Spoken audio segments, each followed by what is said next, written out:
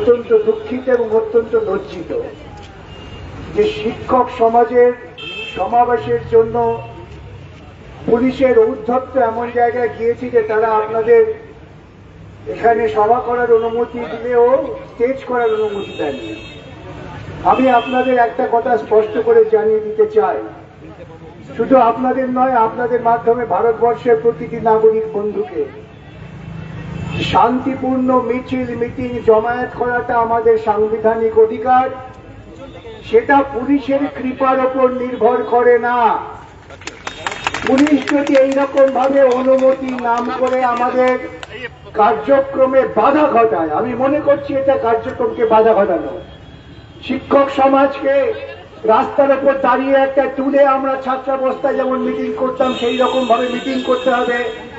আপনাদের শিক্ষক সমাজের দায়িত্ব ছিল সামগ্রিকভাবে পুলিশকে বয়কট করে আপনাদের সভা রালিরাস হইচই করা। এভাবে যদি আপনারা যখন তখন পুলিশ কর্তৃপক্ষ সরকার যা বলবেন তা মেনে নেন, তাহলে আপনাদের দাবি কখনোই কেউ মান্যতা দেবে না। এটা আমাদের উপলব্ধি করতে হবে।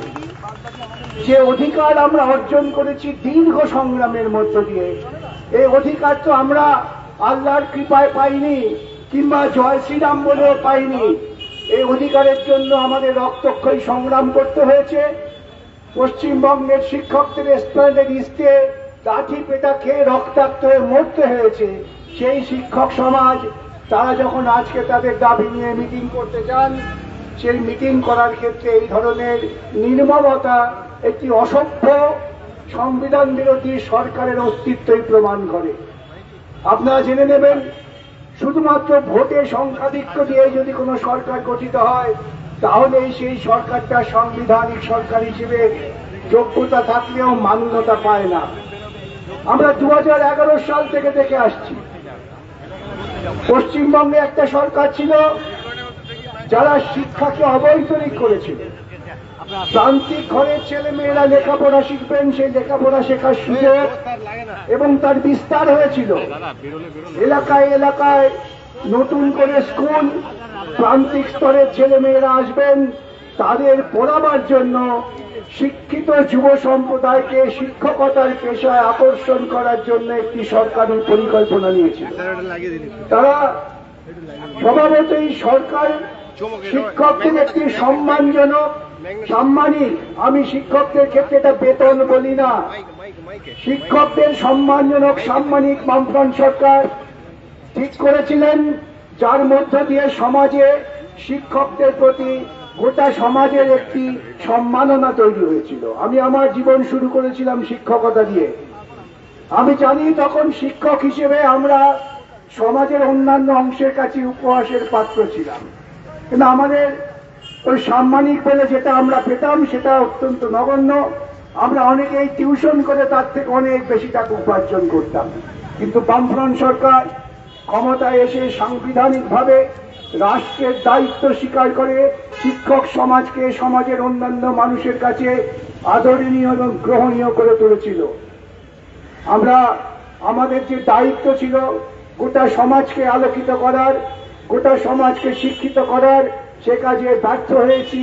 সেই ব্যর্থতার সুযোগ নিয়ে এই রাজ্যে একটি সরকার এসেছিল যাকে আমরা প্রচারের ধাক্কায় অনেকে উল্লসিত হয়ে ভেবেছিলাম ওই সরকার আপনাদের বা আমাদের অনেক উপকার করবেন। আজকে কয়েক বছর পর দেখতে পাচ্ছি সেই সরকারটা ছিল আপাত মস্তক দুর্নীতিগ্রস্ত। আমরা গুটি কয়েক মানুষ যখন 2011 সালের পর থেকে বুক ফাটিয়ে চিৎকার করে বলেছি এই সরকার শিক্ষা ব্যবস্থাকে ধ্বংস করে দেবে, তখন অনেকেই আমাদের দিকে উপহাসের আঙ্গুল তুলেছিলেন। আজকে 2011 পরবর্তী সময় থেকে আমার বাংলার শিক্ষক সমাজ কলুষিত হয়েছে, কলঙ্কিত হয়েছে। শিক্ষা চাকরি বিক্রি এই ধরনের পরিকল্পনা মমতার সরকার করেছিলেন। আপনাদের মধ্যে অনেকেই আছেন, আমাদের মধ্যেও অনেকে আছেন যারা মনে করতেন মমতা তাদের কাছে দেবী রূপে আবির্ভূতা হয়েছেন এবং আপনাদের অনেক মঙ্গল করবেন। আজকে বুঝতে পারছেন প্রতিটি পদক্ষেপে ওই সরকার পশ্চিমবঙ্গের মাটিতে হিন্দুত্ববাদকে চাষ করবার সুযোগ করে দিয়েছেন। একটা পরিবর্তিত সরকারের মুখে দাঁড়িয়ে আমরা আছি। সেই সরকারের লক্ষ্যটা কি? এই সরকার এসে শিক্ষার প্রসারের জন্য কোনো পরিকল্পনা করছেন না। তারা বন্ধ হওয়া স্কুল চালু করার কোনো উদ্যোগ নিচ্ছেন না।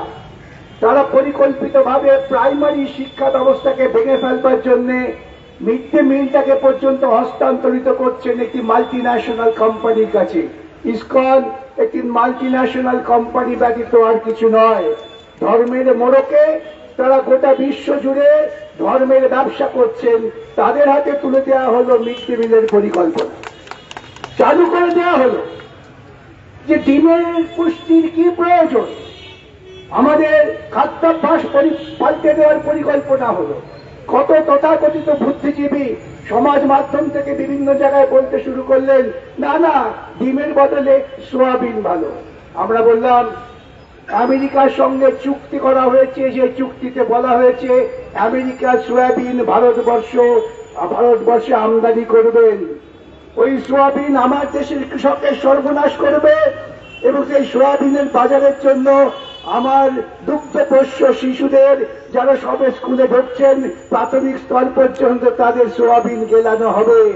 এই যে প্রতিবাদ উঠল, যে প্রতিবাদের কণ্ঠস্বর আপাত দৃষ্টিতে সীমিত হলেও তার যে গ্রহণযোগ্যতা, বিজ্ঞান মিড ডে মিল চালু হয়েছিল শুধু খাবার দেওয়ার জন্য নয়। মিড ডে মিল চালু হয়েছিল ছেলে মেয়েদের সঙ্গে সমাজের একটা বৃহত্তর গোষ্ঠীর সন্তান মাতৃস্নেহ এই বিনিময়ের একটা প্রকল্প। যারা রান্না করছেন তারা মায়ের মতো আদর দিয়ে যত্ন করে রান্না করছেন তার ছেলে মেয়েদের খাওয়াবার জন্য। আজকে তাদের মাতৃত্বের বন্ধন থেকে ছিন্ন করে দেওয়ার পরিকল্পনা হলো ইসকন। আমার গ্রামের মেয়েরা, আমার শহরের মেয়েরা যারা অত্যন্ত কষ্টে জীবনযাপন করেন, কিন্তু বাচ্চারা খাবে এটা মনে করে সব কাজ ফেলে রেখে রান্না করে তাদের আদর করে খাওয়ান, তাদের আজকে বেকার করে দেওয়ার একটা সুনির্দিষ্ট পরিকল্পনা হলো। এটাও কিন্তু শিক্ষক সমাজকে ভাবতে হবে। শুধুমাত্র আমি দিয়ে পাচ্ছি না, আমার ট্রান্সফার হচ্ছে না, এটাই যদি ভাবেন আপনারা কিন্তু প্রকৃতপক্ষে আপনাদের কবর খুঁড়বেন। এই সরকার তাই চায়। এই সরকার চায় বৃহত্তর শিক্ষক সমাজ শুধুমাত্র তাদের নিজস্ব কুটি ক্ষুদ্র সীমিত স্বার্থের কথার মধ্যেই চিন্তা ভাবনাকে সীমাবদ্ধ রাখুন, তাহলে বৃহত্তর সমাজ শিক্ষিত হবে না। ওরা চায় না আমার প্রান্তিক স্তরের ছেলেটা লেখাপড়া শিখুক, ওরা চায় না আমার প্রান্তিক স্তরের মেয়েটা লেখাপড়া শিখুক। তাই তারা নাবালিকা পাচার যা চালু করেছিল, আজকে সেই প্রবাহ বহমান। আমার গাঁয়ের ছোট ছোট মেয়েগুলো কোথায় হারিয়ে যাচ্ছে আমরা কেউ খোঁজ রাখি না। একসময় তো এখানে ব্যবস্থা ছিল, প্যারা টিচার নাম করে বিভিন্ন ভাবে তারা ঘুরে বেড়াতেন পাড়ায় পাড়ায়, কোথায় কোথায় গ্রামে গ্রামে ছেলে মেয়ে আছে পড়াশোনা করছে না, তাদের স্কুলে নিয়ে এসো। এই যে সামগ্রিক পরিকল্পনা তাকে ভেঙে দেওয়া হচ্ছে। আমি জানি আপনারা সকলে অপেক্ষা করছেন দিয়ে কবে পাবো, দিয়ে আপনারা আইনসম্মত ভাবে পাওয়ার অধিকারী, কবে পাবো কেন? আমার আইনি অধিকার তুমি দেবে না কেন? তোমাকে টেনে আমি নামাবো না কেন? অনেক লড়াইয়ের পর সুপ্রিম কোর্ট নির্ধারণ করে দিয়েছে, সরকার কোটি কোটি টাকা খরচা করেছেন যাতে এই মামলায় সরকারি কর্মচারীরা মামলায় জিততে না পারে। আমার আপনার শিক্ষা কর্মচারী এদেরও আমাদের দিয়ে দিতে হবে সরকারি কর্মচারীদের একই ধারে। তাহলে এত টাকা পাবো কোথায়?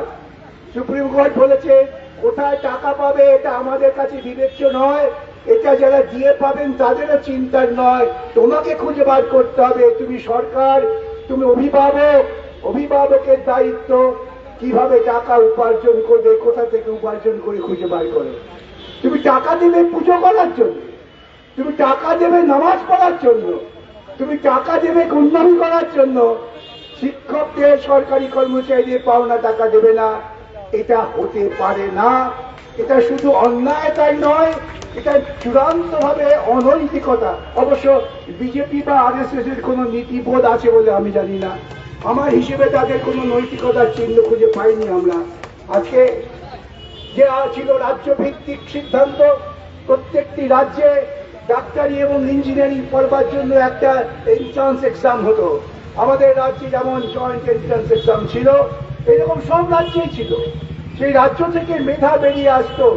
বিজেপি ক্ষমতায় এসে তারা এটাকে কেন্দ্রীকরণ করলে, যে না আমরা কেন্দ্রীয় ভাবে করব। উদ্দেশ্য কি?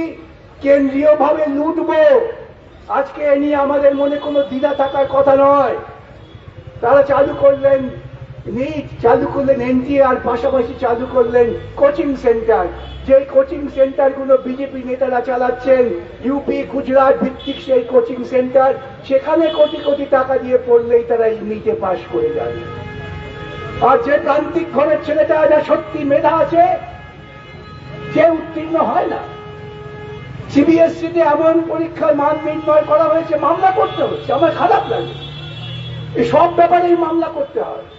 উচ্চ মধ্যবিত্ত ঘরে যারা মনে করতেন সিবিএসই মানে এক সাংঘাতিক ঈশ্বর প্রেরিত দিন সিবিএসই, সেখানে পর্যন্ত তাদের যে নতুন পদ্ধতি চালু করছেন এআই, আর্টিফিশিয়াল ইন্টেলিজেন্স। আর্টিফিশিয়াল কথাটাই তো প্রমাণ করে দেয় যে আমাদের ইন্টেলিজেন্সের ওপরে ওদের কোনো ইন্টেলিজেন্স হতে পারে না। আমরা হচ্ছি মূল ইন্টেলিজেন্স, আমরা দিই, ওরা আমাদের দেওয়া কাজের ওপর দাঁড়িয়ে যান্ত্রিক ভাবে কাজ করে। ওরা যন্ত্রকে বিশ্বাস করার চেষ্টা করলেন, তার কারণ যান্ত্রিক ভাবে করলে আমাকে তো এক্সামিনার রাখতে হবে না, এক্সামিনার রাখলে তো এক্সামিনার কামে গিয়ে ফি দিতে হবে না। পরিকল্পনা করে সর্বত্রই মানুষের কর্ম সুযোগ কমিয়ে দেওয়া, এটাই হচ্ছে যে পরিকল্পনা। আর দুর্নীতির পথে কোটি কোটি টাকা উপার্জন করা। ওরা ভেবেছিলেন কাউকে দিয়ে জয় শ্রীরাম, কাউকে দিয়ে খাওয়ারা যাত্রা, কাউকে দিয়ে মসজিদ বানিয়ে দেওয়া, কাউকে দিয়ে মহরমের তুল্লা করে দেওয়া, এসব করলে পরেই যুব সমাজ বিভ্রান্ত হয়ে থাকবেন। আফিং ঘোর কেটে যায়। বঙ্কিমচন্দ্র আফিং খেয়ে কিন্তু ঘোর কাটলে কমলাকান্তের দপ্তর লিখেছিলেন, আসল জায়গায় আঘাত করেছিলেন, বিড়ালকে দিয়ে বলিয়েছিলেন খেতে না দিলে চুরি করিয়া খাইব। আমাদের এখান থেকে শিক্ষা দিতে হবে, আমাদের যা প্রাপ্য অধিকার, ন্যায্যতা, ভিক্ষা নয়, করুণা নয়, কৃপা নয়, আমরা যা অর্জন করেছি তা আমাদের দিতে হবে। আপনারা পরিকল্পনা নিন। অনেকের কাছে মনে হতে পারে দুঃসাধ্য পরিকল্পনা।